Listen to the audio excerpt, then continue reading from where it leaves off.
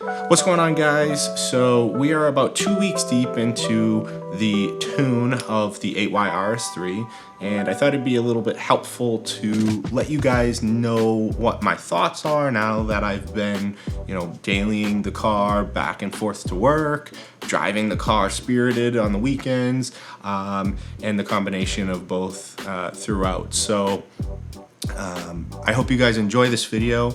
I will also be addressing the many questions that I've been getting in my DMs of what's on the car, like what have I done, all encompassing, not just from the stage 1 tune, but also everything else. I got a lot of questions regarding my exhaust. I get a lot of questions regarding my intake. I get a lot of questions regarding the spark plugs and other things like that. So I will be addressing all of that and trying to list that on screen. So stay tuned for that if you are interested in what is all done to the car to achieve that 600 horsepower mark on these 8Y RS3s. So I appreciate it. I'll stop talking.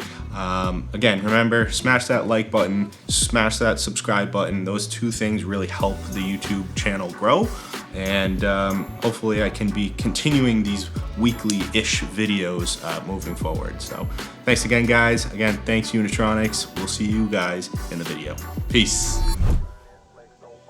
Is that better? Okay, I'm sweating, so we are doing this. AC on. 62 AC on. We're good to go. Yeah, so we're gonna actually sit here and just go on a little drive, and I'm gonna give you guys my thoughts about this tune. What are my honest thoughts about it, and if there could be any types of improvements, or has there been any complications when it comes to when we installed everything, and that's kind of what I'm gonna be going for. So the car, I don't really know. It hasn't been on a dyno yet. Probably sitting around 600 crank, maybe. So whatever that is. I do really want to get the car on a dyno and see what it puts down for some powers to the wheels. But Unitronic, they market this car with this type of work done to it in these mods, right around 620 to the wheels. So that's kind of that's what I'm going off of. Yes, it feels like 600 because it's fast. It's a fast car.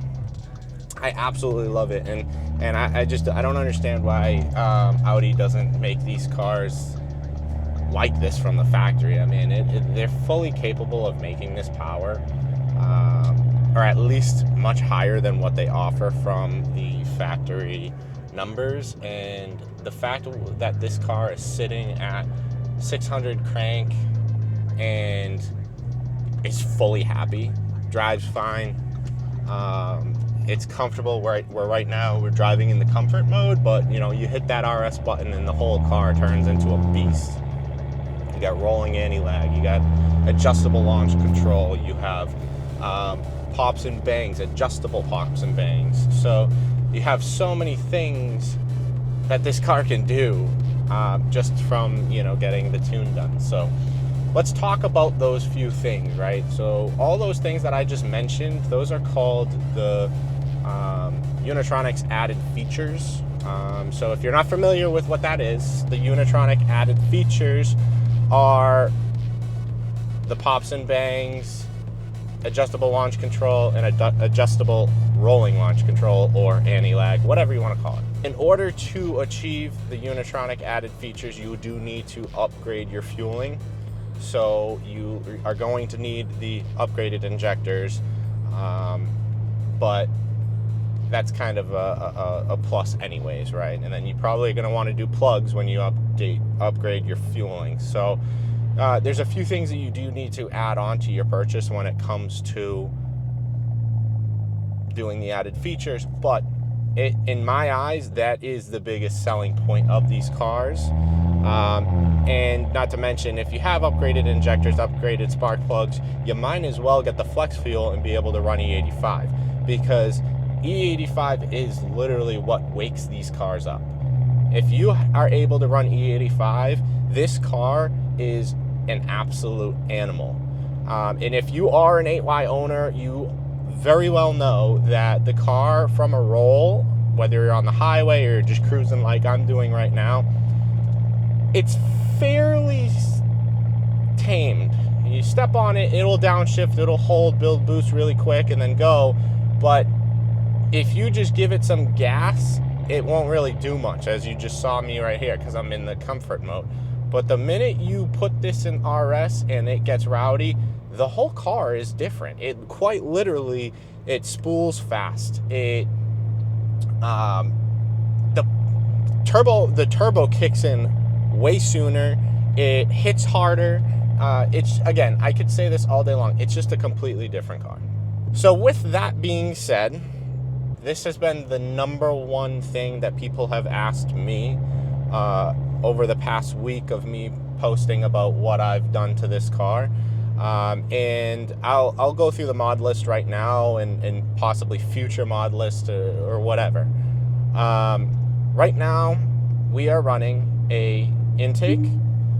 We are running a turbo inlet, a 4-inch Unitronic turbo inlet. We're obviously running the Unitronic ECU tune, which is, I went with the separate ECU, so I have 2 ECUs now. I did the NGK9 spark plugs. I did the upgraded fuel injectors. And of course the flex fuel. So all that said and done, yes, there's a good amount, but that you're sitting with those mods, you're sitting at, again, 600 horsepower. Like that is absolutely no slouch. And in my case, I now have 2 ECUs. I have kind of a factory ECU that has yet to be touched. So I don't know. That's my big thing. I really, really like the fact that I can sit here and comfortably upgrade, and I'm not pushing this thing to its limits at all. And that's shocking to say, considering this car only comes with 400 horsepower from the factory, right? You know, now we're sitting over 200 horsepower more than that, and the car just eats it up, and it does some awesome work. So I gotta say, really, really great job, Uni. So that's pretty much everything when it comes to mods for the car. It's a pretty basic setup, but it is a pretty lethal one. I mean, everything that we have on this car is much larger than factory. When it comes to the exhaust, it's full track exhaust, no muffler, no valves, nothing. We have, you know, like I said, a 5-inch intake. We got a 4-inch turbo inlet. So we're allowing maximum amounts of fuel and air into this car to breathe and open up those airways. And again, the fueling in combination, upping the fuel, you're quite literally just setting yourself up for success. Other than that, guys, I mean, we're making, like I said, 600 horsepower to the crank, of course, in this car. So it's definitely a different beast, and I highly suggest anyone that owns an 8Y or anyone that's interested in buying these types of cars, that's interested in tuning, this is definitely the way to go. I will give some warnings on a few different things. I highly suggest that if you're going to go with the AWE track exhaust, they say it on their website, and I'm going to say it again. I don't know if you guys can hear it over this microphone, but maybe I'll switch the audio to the camera.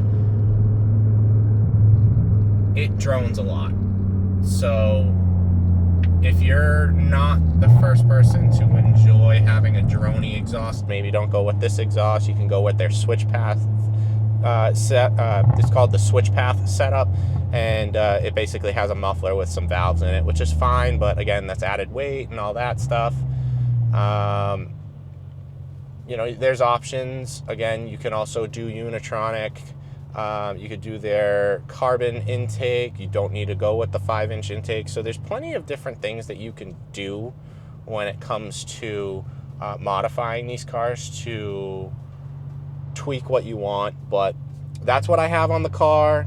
I love the way it runs, and honestly, it's just a whole nother beast in this situation. So if this is something that you guys are seriously interested in and you enjoy it, then do that.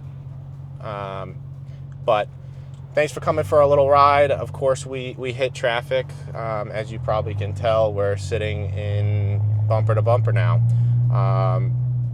Nothing new here in Massachusetts, so I'm going to call it here, but I just wanted to kind of let you guys in on the secrets of what's been going on with this car, and maybe we'll make another video about what the future plans are with this car. I have a lot of friends that are in the Audi community that have much faster cars than I do, and I take a lot of advice from those guys. We're a lot of smart people.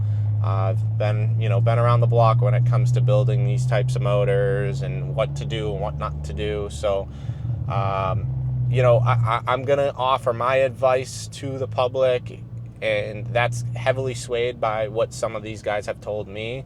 But with that being said, I do think it's probably whatever direction I go towards is going to be the safest direction for the car, because I don't want to have to rebuild this car because something blows up, because then you just get into a whole nother territory where it comes to it becoming a money pit. So that's not what I want to do. So all right, guys, I'm gonna call it here. I appreciate everything that you guys do for me, and keep the love coming. I mean, we're gonna keep making these videos. I really am enjoying creating this content for you guys, and I know you guys are really swallowing it up. So stay tuned. We'll see you in the next one, and I appreciate it. See you guys.